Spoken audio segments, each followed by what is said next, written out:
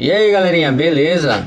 Vamos aqui para uma aula online aqui, esse videozinho que eu estou organizando para vocês sobre o xadrez, que é a aula de hoje, beleza? Vamos lá. O mundo do xadrez, né? Deixei uma frase aqui do Garry Kasparov, um dos maiores enxadristas que o mundo já viu. Okay? O xadrez não é apenas um esporte, mas também uma arte e uma ciência, ok? E ao contrário do que muitos pensavam, o xadrez é um esporte. Okay? Por que é um esporte? Porque tem regras universais. Ou seja, o mesmo xadrez que é jogado aqui no Brasil pode ser jogado lá na China. Ok? Movimentação, então vamos aqui. Os peões são soldados, beleza? Os soldados aqui eles podem andar no início do jogo, na sua primeira movimentação, eles podem andar uma casa ou duas. Você que escolhe. Ok? Lembrando que aqui é só o básico, então pode ser que você vai jogar no nosso desafio do final aí com alguém e ele faça uma coisinha chamada en passant, que é quando você passa do movimento do peão e esse peão ele dá os dois passos e toma sua peça. É um pouquinho complicado de entender, mas depois vocês vão pegando o jeito aí, beleza? Vamos lá. O peão ele se movimenta sempre para frente, mas ele captura aqui na sua diagonal, beleza? Sempre vai capturar na diagonal, igual essa imagenzinha está mostrando, sempre para frente. Essa aqui também, ó, sempre para frente e vai capturar na sua diagonal. Esse movimento aqui a gente chama de garfo. Desenha como se fosse um garfo aqui. Nessa situação o peão ele pode capturar tanto a torre quanto o cavalo, porque nenhum dos dois está atacando ele, ok? Mesma situação, ó, uma casa ou duas, você escolhe. E a partir desse momento que você jogou o peão uma casa para frente ou duas, ele é obrigado a andar somente uma para frente até chegar no final. Só capturando em sua diagonal. Beleza? Aqui são as torres que protegem o rei, protege no caso o castelo. A torre ela tem um movimento demais, ela anda para frente, para trás, para um lado e para o outro, não anda em diagonal, ok? Só anda em horizontal e vertical. Captura as peças que estão nessa linha de ataque dela, ok? Então nesse caso aqui, ó, como é uma torre branca, ela protege esse peão branco, então essa torre aqui não pode capturar. Na verdade pode capturar, mas ela vai ser capturada pela torre ou por esse peão. Então, ó, torre na sua horizontal e na sua vertical. Nesse caso, a torre ela pode tomar esse peão. Só que se olhar esse lado tem um cavalo. Então o cavalo ele está, ó, protegendo o peão. Beleza? Então as torres elas andam para um lado e para o outro e para cima e para baixo na forma de um mais. Aqui nós temos o cavalo, né? Os movimentos mais incríveis, na minha opinião, são os movimentos do cavalo. Ó. Quando o cavalo está no centro do tabuleiro, ele domina todas essas casas aqui, ó. Todas essas casas o cavalo domina. Reparem bem, o cavalo está na casa preta, então ele vai atacar somente nas casas brancas. Se ele estivesse na casa branca, ele atacaria somente as casas pretas, beleza? Nesse caso aqui, ó, esse cavalo branco, olha as casas que ele ataca. Ele está na casa de cor branca, então ele vai atacar as casas de cor preta, ok? Então, ó, ele pode tomar esses dois peões aqui, mas ele pode ir para qualquer lugar, se movimentando em forma de L. Beleza? Ó, duas casas para frente e uma para o lado, ou duas casas para o lado e uma para frente, ou duas casas para o lado e uma para trás, sempre em forma de L. Aqui nós temos o bispo, né? Os bispos, sempre dois, assim como dois cavalos, mas a diferença é que um bispo é sempre de casa branca e outro sempre de casa preta. Os cavalos não tem isso. Os cavalos eles vão começar um em casa branca e um em casa preta, mas eles podem alternar a casa aí. E o bispo não. Esse aqui vai terminar o jogo na casa branca e esse aqui nas casas pretas, né? Então o bispo ele anda em sua diagonal. Então ele vai andar somente nas casas brancas na sua diagonal, formando um X, ok? Aqui, ó, formando um X. E por curiosidade, o bispo tem esse nome porque essa pecinha aqui Essa pecinha aqui de cima tem a aparência mesmo com aquele chapéu que os bispos da Igreja Católica usam. Então, como é um jogo antigo, por isso esse nome, os bispos, ok? Naquela época dos reis e rainhas também tinham bispos, aí veio esse nome. Antes dessa peça, era uma peça com o formato de um elefante, só por curiosidade. Então, beleza? Os bispos se movimentam em forma de X e capturam na sua linha de defesa, que se torna uma linha de ataque quando tem alguma peça. Temos a dama. Olha a movimentação da dama. É basicamente a movimentação da torre e a movimentação do bispo.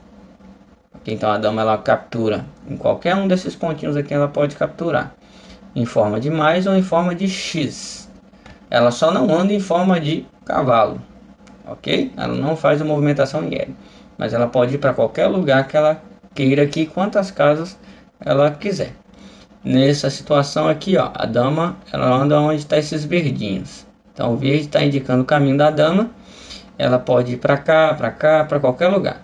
Duas peças que ela pode tomar: o cavalo e o peão. Ok? São as duas peças que ela pode capturar. Mas vamos lembrar sempre que dá proteção. O cavalo aqui ele está sendo protegido por um peão, que dá para ver aqui. Talvez tenha um bispo aqui, outra dama, e está protegendo o cavalo. E já essa pecinha aqui não tem nenhuma proteção, né? Nenhuma proteção, então essa seria uma boa peça para a dama capturar. Movimentação do rei é a mesma movimentação da dama, com diferença que o rei só pode andar uma casa de cada vez. Então ele vai andar uma casa para o lado, uma casa para trás, uma casa só diagonal, vertical e horizontal. Só uma. Essa imagem aqui mostra que o rei ele não pode se aproximar do outro, né? Tem que ter sempre uma casa de distância. Ó. Pode ir para cá, para lá, só uma casa de distância. Então você não pode jogar um rei encostado no outro. Sempre tem que ter uma casa de distância. Se esse rei entra aqui, acontece, né, o cheque. Ele entra em cheque. O rei ele não pode entrar em cheque, porque esse está ameaçando ele. Ao contrário, se esse aqui for a vez dele e ele jogar aqui, ele entra em cheque. Então não pode. Então sempre uma casa de distância, um rei do outro. Beleza? Movimentação, aqui tá essa imagenzinha aqui, bem legal, dá para pegar bastante aí, né? Movimentação da torre, da dama, do cavalo em L, ó, em L, do rei, do bispo e do peão, ok? São a movimentação aí das peças. Isso aí a gente já viu. Agora vamos um pouquinho mais, vamos aprofundar um pouquinho mais. Organização das peças: duas torres, cavalo, bispo. Como eu falei, uma torre vai começar na casa branca, outra na casa preta, o cavalo também, o bispo também, a rainha e o rei também. Só que as torres, cavalos e rainha e rei não tem interferência de cor de casa. Ou seja, eles vão ficar na casa preta, mas pode ficar na casa branca também. Somente os bispos, que um começa na casa preta e um começa na casa branca, e essa é a casa onde eles vão jogar. Então eles não podem mudar de casa não. Vão ficar sempre na casa branca. Quem é de casa branca, só na casa branca. Casa preta, só na casa preta. Para começar o jogo, a rainha preta ou a rainha negra, vocês assim como quiserem chamar, ela sempre começa na casa preta, de letra D. E o rei na casa branca, de letra E. O rei preto aqui, o rei negro. A rainha branca na casa D, branca. E o rei na casa E, negra ou preta, ok? Não tem problema chamar dessas duas formas não. Porque aqui está marcando o nome das casas e aqui o número das casas. Esse aqui é para uma outra aula. Essa é a forma de jogo aqui, beleza? Com números e letras. Mas o básico aqui para entender o jogo e não jogar errado é: rainha branca na casa branca, começa na casa branca, e rainha negra ou preta na casa preta, beleza? O objetivo do jogo é aprisionar o rei, ou seja, prender o rei. O rei não sai do tabuleiro, é a única peça do jogo que não sai do tabuleiro. Até para desistir, o rei não sai do tabuleiro. Se você for desistir, você vai pegar a peça do rei e deitar no tabuleiro, e não tirar ela do tabuleiro. Aqui temos o ataque da torre. Está atacando o rei, ok? Dando o cheque. E nesse caso, né, a última movimentação foi da torre. Nesse caso aqui, o rei já está em xeque-mate, porque ele não pode se aproximar desse outro rei, aquela medida que eu já te falei sobre a casa, as casas na frente, beleza? Não pode se aproximar e não tem como fugir, beleza? Então aqui é um xeque-mate padrão de rei e torre. Aqui é outro xeque-mate padrão de rei e rainha. O rei não tem como fugir, não tem como capturar a rainha, porque ela está sendo protegida pelo rei, uma casa de cada vez, ó. Ele está sendo protegido e ele não tem como fugir do ataque da rainha. Nem aqui. Ele poderia vir para cá? Não, a torre, ó, a torre ataca em mais. A torre ataca assim, é assim. Não pode vir para cá. E ele também não pode vir para cá por conta do espaço do rei. Uma casa que esse rei aqui está atacando, está defendendo, ó. Ele chegou aqui e já protegeu essas casas, beleza? E temos que tomar cuidado também com o empate. Existem dois tipos de empate aqui: o empate por afogamento e o empate por repetição. Nessas figuras aqui eu só consigo mostrar o empate por afogamento. O empate por afogamento é assim: quando o rei ele não está sendo atacado, mas ele não tem para onde ir. Ele não tem uma casa de escape. O rei aqui ele está sendo encurralado por uma torre, por outra torre, pelas torres e pelo rei, mas ninguém está atacando ele diretamente. Então nesse caso aqui o jogo se encerra e está empatado, ok? Nesse outro caso também está empatado, ó. O rei aqui ele protege essa e essa casa, né? Essas casas todas aqui, ó. A rainha ela está atacando nessa diagonal e nessa vertical, mas ninguém está atacando o rei, ok? Só que nessa figura tem uma torre aqui, ó. Então nessa imagem aqui o rei ainda tem uma saída, que é jogar a torre. Se ele joga a torre e perde essa torre e continua nesse formato, o jogo empata. Mas nessa aqui, ó, se o jogo terminar, se não tivesse essa torre, terminaria em empate por afogamento. Mas como tem essa torre e possivelmente deve ser a vez das pretas, das negras aqui, o rei nesse caso não empatou ainda o jogo. Então ele teria que perder essa torre aqui para empatar o jogo e continuar nesse formato, que a dama ataca aqui e o outro rei ataca aqui. Beleza? Aqui já está um empate concretizado, empate por afogamento. Esse empate por repetição é quando você repete a mesma jogada 3 vezes. Como assim a mesma jogada? Você vai lá e dá um cheque no rei, ele sai para casa do lado. Aí você vai lá e vai para casa do lado também, dá outro cheque, ele volta para casa onde estava. Aí você dá outro cheque nele, ele vai para casa de onde ele saiu. E você vai lá e dá outro cheque, aí empata. Já foi 3 vezes repetidamente aí os lances, beleza? Essa empate por repetição aqui eu coloquei mesmo para vocês terem um pouco de noção de que existe empate com xadrez, existe empate tanto no afogamento como de repetição, e como um empate também aceito no meio do jogo. Talvez você e seu adversário não querem terminar a partida porque o jogo está difícil para os dois, ambos dão as mãos e aceitam o empate. Não precisa estar necessariamente desse formato. Se quiser começar o jogo e empatar, é só dar uma mão para o outro e aceitar o empate, beleza? E aqui algumas dicas. As dicas mais importantes são: ó, aprenda os movimentos básicos de cada peça, principalmente o movimento do cavalo, que é um movimento que dá um pouquinho mais de trabalho, mas depois que a gente aprende, fica bem fácil de jogar ele, ok? É uma das minhas peças preferidas no jogo. Lembre-se que toda jogada é importante e por isso deve ser pensada e revisada. Então você tem que jogar sempre no intuito de criar outra jogada, ok? Usando a jogada que você fez. Por exemplo, eu vou jogar um peão para frente, mas por que eu estou jogando o peão para frente? Talvez eu vou jogar o peão para frente para abrir espaço para minha rainha, para abrir espaço para o meu bispo, sempre pensando em uma jogada bem na frente. A gente que joga xadrez, a gente gosta de pensar 2, 3 jogadas à frente, né? Mas tem gente aí que joga que pensa até 10, 20, 30, 50 jogadas na frente quando você começa um jogo, ok? Isso aí vocês vão entendendo só quando começar a praticar. Considere a jogada de volta para o ponto inicial sempre. Deixa eu ler de novo. Considere a jogada de voltar para o ponto inicial sempre. O que essa frase quer dizer? Que sempre é possível você voltar a sua peça para trás, com exceção dos peões. Então você não pode voltar o peão para trás. O rei, a rainha, o cavalo, a torre, o bispo, você joga para frente e depois pode retornar eles tranquilamente para trás. Isso vai depender muito da sua jogada, beleza? Então você tem que considerar isso. Não é sempre ir para frente. Você tem que voltar também para atacar. Lembre-se que você é o rei do jogo. Então quem manda no jogo é você. A peça que simboliza o rei lá, na verdade é você no jogo. Então você não quer ser aprisionado, não quer ser preso, não quer perder o jogo. Então você é aquela peça. Ok? Então você tem que tomar bastante cuidado com o que você faz no jogo. Crie estratégias, faça o adversário pensar que está ganhando.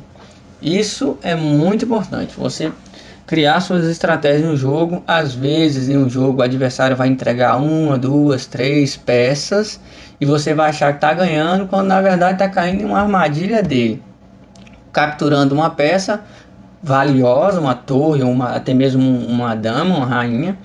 Ele vai lá e te dá o checkmate logo em seguida. Isso tudo é estratégia. Então ele deixa você ganhando, né, para depois te eliminar no jogo. Beleza?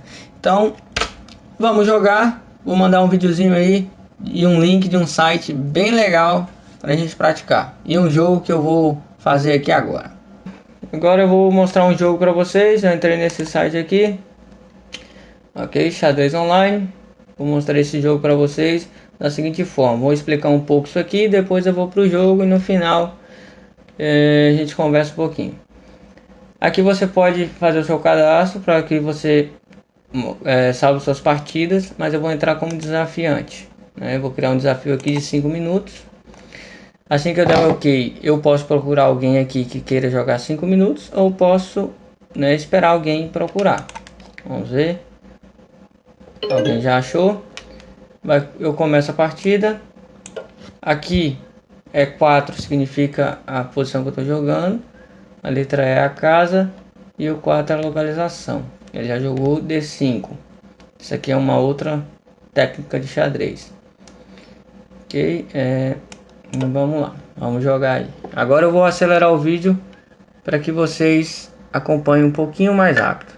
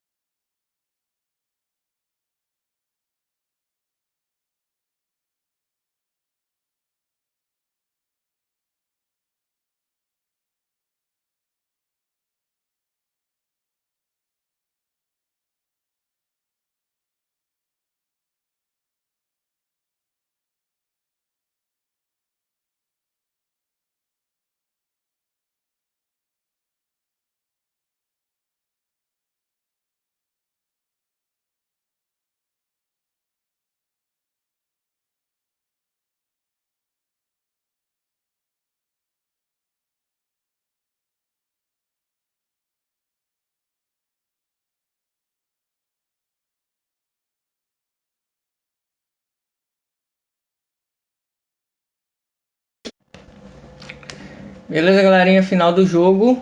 E o jogo terminou vitória das brancas, né? No caso, a minha vitória, porque eu estava jogando de brancas, e o meu adversário aqui, esse Gets 847, né? Que é é um nome para os desafiantes, né? E igual o meu, nome para desafiante. Faltando 5 segundos, consegui vencer no checkmate. Ele tinha 23 segundos e eu 5 segundos. É um checkmate de torre-torre. Torre, essa torre ataca o rei e essa torre bloqueia a passagem do rei. Ele não pode vir para cá. O rei protege essa torre, enquanto essa aqui dá o golpe final. Esse bispo, essa torre, os cavalos e os peões não podem interferir, né? Porque ninguém pode ficar aqui, ó. Ninguém está em uma posição para impedir o cheque, ok? Que seria esse bispo aqui, depois ele viria para cá para proteger, né, o rei, mas como não está, o jogo terminou vitória das brancas. Nessa parte aqui você olha e vê todas as jogadas. Isso aqui é a anotação. Então se você pegar o tabuleiro aí de sua casa e começar a jogar dessa forma, a letra minúscula significa um peão e a letra maiúscula significa o nome da peça, que é dama. Dama. O X significa que tomou, capturou uma peça. Então, ó, D toma é 4. Peão que estava em D tomou é 4. E aqui o mais significa cheque. Dama tomou o peão de D1 e deu cheque no rei. Ok? Aqui é as peças brancas e aqui as peças pretas. Beleza? E vai seguindo. Quando você olha aqui, cadê? Checkmate. Torre A1. Torre A1. O jogo da velha aqui o asterisco. O jogo da velha aqui o checkmate. Em outras formas de escrever, você pode colocar o checkmate com 2 mais na frente, igual tá aqui. Tem um mais significa cheque, mas aqui você poderia colocar também 2 mais na frente. Beleza? Então é isso aí e bora praticar.